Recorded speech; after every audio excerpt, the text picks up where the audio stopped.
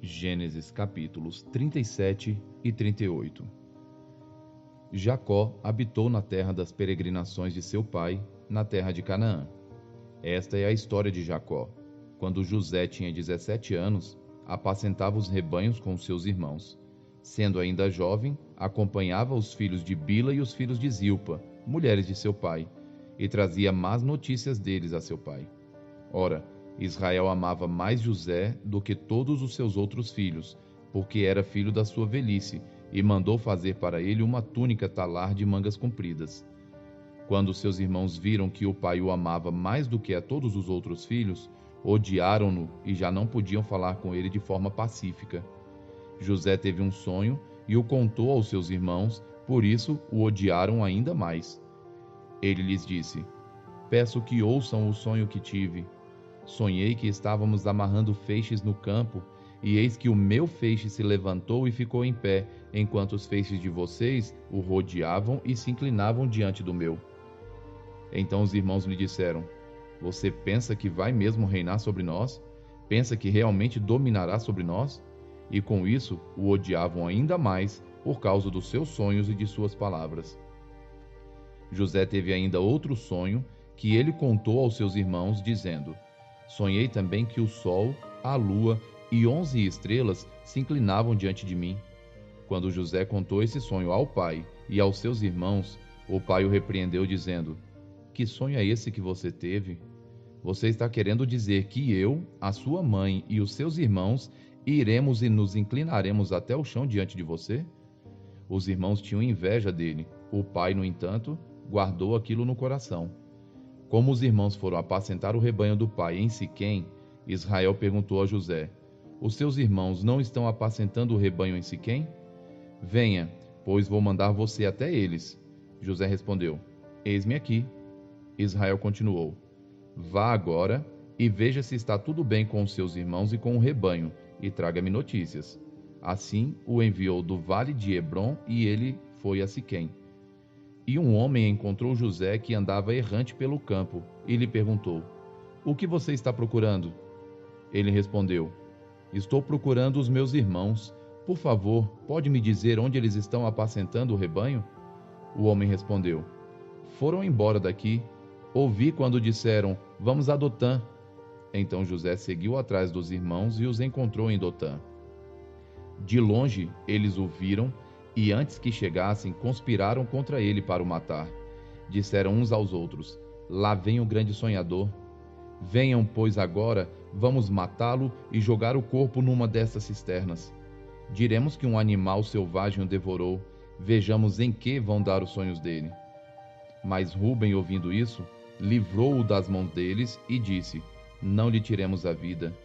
Rúben disse mais: Não derramem sangue. Joguem o rapaz naquela cisterna que está no deserto e não lhe façam mal. Rúben disse isso para o livrar deles, a fim de levá-lo de volta ao pai. Mas logo que José chegou aos seus irmãos, despiram-no da túnica, a túnica talar de mangas compridas que trazia, e o jogaram na cisterna. A cisterna estava vazia, sem água. Depois sentaram-se para comer. Levantando os olhos, viram que uma caravana de ismaelitas vinha de Gileade. Seus camelos traziam especiarias, bálsamo e mirra que levavam para o Egito. Então Judá disse aos irmãos: O que vamos ganhar se matarmos o nosso irmão e depois escondermos a sua morte? Venham, vamos vendê-lo aos ismaelitas, não lhes façamos mal, pois é nosso irmão, é do nosso sangue. Seus irmãos concordaram. E quando os mercadores midianitas passaram, os irmãos de José o tiraram da cisterna e o venderam aos ismaelitas por 20 moedas de prata. E os ismaelitas levaram José para o Egito. Quando Rúben voltou à cisterna, eis que José não estava nela. Então rasgou as suas roupas. E voltando aos seus irmãos disse: O rapaz não está mais lá. E agora, o que eu vou fazer? Então pegaram a túnica de José, mataram um bode e molharam a túnica no sangue. E enviaram a túnica de mangas compridas ao pai com este recado: Achamos isso. Veja se é ou não a túnica de seu filho. Ele a reconheceu e disse: É a túnica de meu filho. Um animal selvagem o devorou. Certamente José foi despedaçado. Então Jacó rasgou as suas roupas, vestiu-se de pano de saco e lamentou o filho durante muitos dias. Todos os seus filhos e todas as suas filhas vieram para o consolar. Ele, porém, recusou ser consolado e disse: chorando, descerei à sepultura para junto do meu filho. E continuou a chorar pelo filho. Enquanto isso, no Egito, os medianitas venderam José a Potifar, oficial de Faraó, comandante da guarda. Aconteceu por esse tempo que Judá se afastou dos seus irmãos e se hospedou na casa de um adulamita, chamado Ira. Ali, Judá viu a filha de um cananeu chamado Sua. Ele a tomou por mulher e teve relações com ela. A mulher ficou grávida e deu à luz um filho, e Judá lhe deu o nome de Ela ficou grávida outra vez e deu à luz um filho, a quem ela deu o nome de Onã. Mais uma vez ela ficou grávida e deu à luz outro filho, a quem ela chamou de Selá. Ela estava em Quezibe quando o teve. Judá tomou uma esposa para o seu primogênito. O nome dela era Tamar. No entanto, o primogênito de Judá, era mau aos olhos do Senhor, e por isso o Senhor fez com que ele morresse. Então Judá disse a Onã: tenha relações com a mulher do seu irmão, cumpra a obrigação de cunhado e dê uma descendência ao seu irmão. Mas Onã sabia que o filho não seria considerado seu. Por isso, todas as vezes que tinha relações com a mulher de seu irmão, deixava o sêmen cair na terra, para não dar descendência a seu irmão. Isso, porém, que fazia, era mal aos olhos do Senhor, e por isso fez com que também este morresse. Então Judá disse a Tamar, sua nora: continue viúva na casa de seu pai, até que Selá, meu filho, cresça. Pois Judá pensava assim: é para que não morra também este, como os seus irmãos. Assim Tamar se foi, passando a morar na casa do pai dela. Algum tempo depois morreu a mulher de Judá, que era filha de Sua. Quando terminou o período de luto, Judá foi até onde estavam os tosqueadores de suas ovelhas, em Tímina, ele e seu amigo Ira, o adulamita. E alguém foi dizer a Tamar: eis que o seu sogro está a caminho de Tímina para tosquear as ovelhas. Então ela tirou as suas roupas de viúva e, cobrindo-se com um véu, se disfarçou e se sentou à entrada de Enaim, no caminho de Tímina. Porque ela sabia que Selá já era homem, e ela não lhe havia sido dada por mulher. Quando Judá a viu, pensou que se tratava de uma prostituta, pois ela havia coberto o rosto. Então se dirigiu a ela no caminho e lhe disse: venha, quero ter relações com você. Acontece que ele não sabia que ela era sua nora. Ela respondeu: o que você me dá para ter relações comigo? Ele respondeu: eu mando para você um cabrito do meu rebanho. Ela perguntou: você deixa comigo alguma garantia até mandar o cabrito? Ele respondeu: que garantia posso deixar com você? Ela disse: o seu selo, o seu cordão e o cajado que você tem na mão. Ele lhe deu os objetos, teve relações com ela e ela ficou grávida dele. Tamar se levantou e foi embora, tirou o véu e pôs outra vez as roupas de viúva. Judá enviou o cabrito por meio do adulamita, seu amigo, para reaver a garantia que tinha deixado com a mulher, mas ele não a encontrou. Então o amigo de Judá perguntou aos homens daquele lugar: onde está a prostituta cultual que costumava ficar junto ao caminho de Enaim? Responderam: aqui não havia nenhuma prostituta cultual. Ele voltou a Judá e disse: não encontrei a mulher, e além disso, os homens do lugar me disseram que lá nunca houve nenhuma prostituta cultual. Judá respondeu: que ela fique com aquelas coisas para si, para que não venhamos a passar vergonha. Eis que mandei o cabrito, mas você não encontrou a mulher. Passados quase 3 meses, foram dizer a Judá: a sua nora Tamar se prostituiu, pois está grávida. Ao que Judá respondeu: tragam-na para fora para que seja queimada.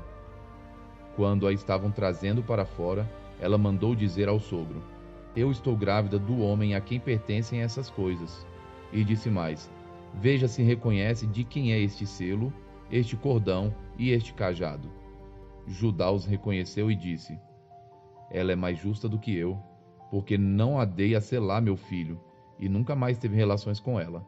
E aconteceu que, estando ela para dar à luz, havia gêmeos no seu ventre. Ao nascerem, um pôs a mão para fora, e a parteira, tomando-a, amarrou nela um fio vermelho, dizendo: Este saiu primeiro. Mas, recolhendo ele a mão, o outro nasceu primeiro. E a parteira disse: Como você rompeu a saída? E lhe deram o nome de Pérez. Depois nasceu o irmão, em cuja mão estava o fio vermelho, e lhe deram o nome de Zerá.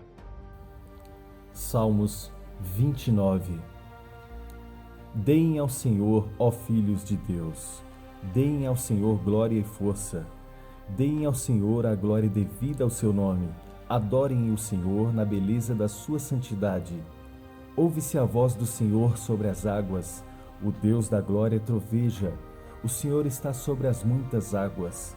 A voz do Senhor é poderosa, a voz do Senhor é cheia de majestade. A voz do Senhor quebra os cedros, sim, o Senhor despedaça os cedros do Líbano.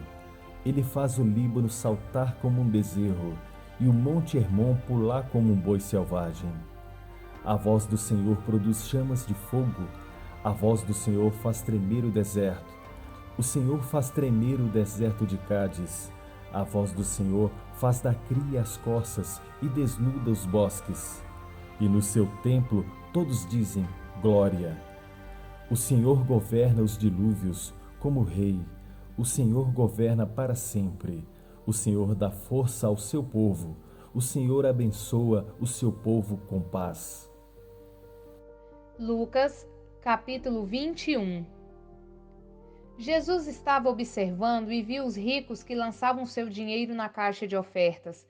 Viu também certa viúva pobre lançar ali 2 pequenas moedas. Então Jesus disse: Em verdade lhes digo que essa viúva pobre deu mais do que todos, porque todos esses deram como oferta daquilo que lhes sobrava. Esta, porém, da sua pobreza, deu tudo o que possuía, todo o seu sustento.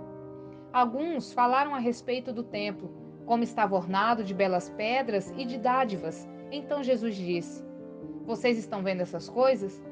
Virão dias em que não ficará pedra sobre pedra que não seja derrubada. Perguntaram a Jesus: Mestre, quando será isso? E que sinal haverá quando essas coisas estiverem para acontecer? Jesus respondeu: Tenham cuidado para não serem enganados, porque muitos virão em meu nome dizendo: Sou eu, e também chegou a hora. Porém, não vão atrás deles. Quando vocês ouvirem falar de guerras e revoluções, não fiquem assustados, pois é necessário que primeiro aconteçam essas coisas, mas o fim não será logo. Então Jesus lhes disse: Nação se levantará contra nação e reino contra reino. Haverá grandes terremotos, epidemias e fome em vários lugares. Coisas espantosas e também grandes sinais vindos do céu. Antes, porém, de todas essas coisas, vocês serão presos e perseguidos. Vocês serão entregues às sinagogas e lançados nas prisões. Serão levados à presença de reis e de governadores por causa do meu nome. Isso acontecerá para que vocês deem testemunho. Tomem, pois, a decisão de não se preocupar com o que irão responder, porque eu lhes darei palavras e sabedorias a que não poderão resistir nem contradizer todos os que se opuserem a vocês. E vocês serão entregues até por seus próprios pais, irmãos, parentes e amigos, e eles matarão alguns de vocês. Todos odiarão vocês por causa do meu nome, mas não se perderá um só fio de cabelo da cabeça de vocês. É pela perseverança que vocês ganharão a sua alma. Quando, porém, vocês virem Jerusalém sitiada de exércitos, saiba que está próxima a sua devastação. Então, os que estiverem na Judéia fujam para os montes. Os que encontrarem dentro da cidade saiam dela. E os que estiverem nos campos não entrem na cidade, porque esses dias são de vingança, para se cumprir tudo o que está escrito. Ai das que estiverem grávidas e das que amamentarem naqueles dias, porque haverá grande aflição na terra e ira contra este povo. Cairão a fio de espada e serão levados cativos para todas as nações, e até que os tempos dos gentios se completem, Jerusalém será pisada por eles. Haverá sinais no sol, na lua e nas estrelas, sobre a terra, angústia entre as nações e perplexidade por causa do bramido do mar e das ondas. Haverá pessoas que desmaiarão de terror e pela expectativa das coisas que sobrevirão ao mundo, pois os poderes do céu serão abalados. Então verão o Filho do Homem vindo numa nuvem com poder e grande glória. Ora, quando essas coisas começarem a acontecer, levantem-se e fiquem de cabeça erguida, porque a redenção de vocês se aproxima. Jesus ainda lhes contou uma parábola dizendo: Olhem para a figueira e todas as árvores. Quando veem que começam a brotar, vocês mesmos sabem que o verão está próximo. Assim também, quando virem acontecer essas coisas, saibam que está próximo o reino de Deus. Em verdade lhes digo que não passará esta geração sem que tudo isso aconteça. Passará o céu e a terra, porém as minhas palavras não passarão. Tenham cuidado para não acontecer que o coração de vocês fique sobrecarregado com as consequências da orgia, da embriaguez e das preocupações deste mundo, e para que aquele dia não venha sobre vocês repentinamente como uma armadilha, pois sobrevirá a todos os que vivem sobre a face de toda a terra. Portanto, vigiem o tempo todo, orando, para que vocês possam escapar de todas essas coisas que têm de acontecer, e para que possam estar de pé na presença do Filho do Homem. Jesus ensinava todos os dias no templo, mas à noite saía e ficava no monte chamado das Oliveiras, e todo o povo madrugava para ir ao encontro dele no templo, a fim de ouvi-lo.